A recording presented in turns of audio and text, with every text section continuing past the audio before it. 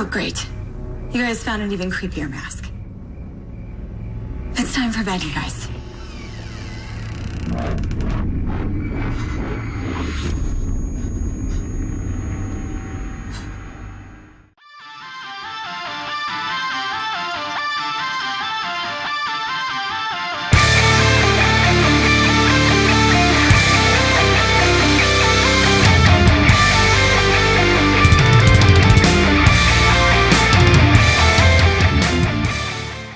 So we are here to talk about the TV movie House of Darkness, a 2016 horror movie directed by Patrick DeLuca and stars Sara, Fletcher and Gunnar Wright. Now the story here basically follows a couple basically as they move to a sort of a country home basically to get away from city life and in hopes of repairing their marriage. They've got a young daughter. And unbeknownst to them, they move into a house which has a sordid past, where basically people seem to have going crazy, have gone missing, bodies have been found there, all that kind of thing. Now this is apparently based on a true story. Now once these guys are kind of settled in the house, strange things almost immediately start to happen. Visions are seen, ghostly goings on happening, and it seems to be driving the occupants of this house a little crazy, and obviously it kind of ramps up as the film goes on.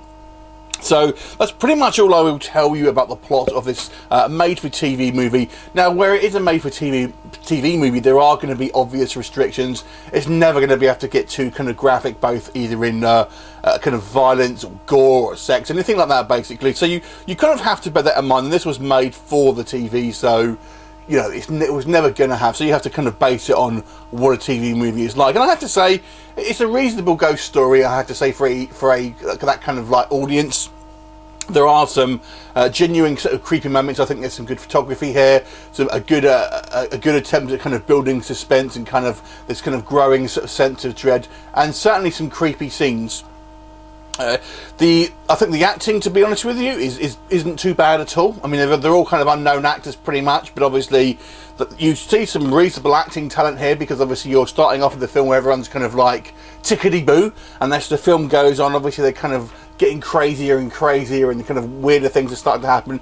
So you do see that evolution in the kind of the acting as well, which I kind of quite liked.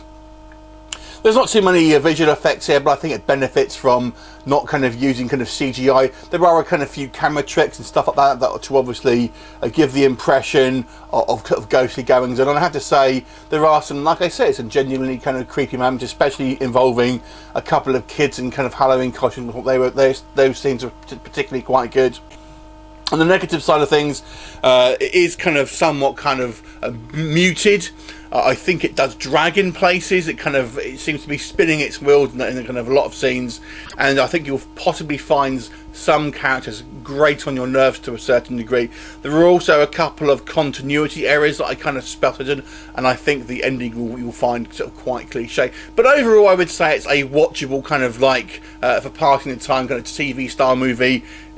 I've certainly seen far worse than this. I don't think it's by any means a must watch, but you can do a lot worse. I think if you like your haunted house films, then this certainly isn't bad, but it's not going to kind of be one I don't think you'll kind of remember for a great deal of time, but it's definitely worth a check out. So I'm going to give this movie a 6 out of 10. Have you seen it? What did you think of it? Leave me a comment and I will look forward to seeing you next time. Bye for now.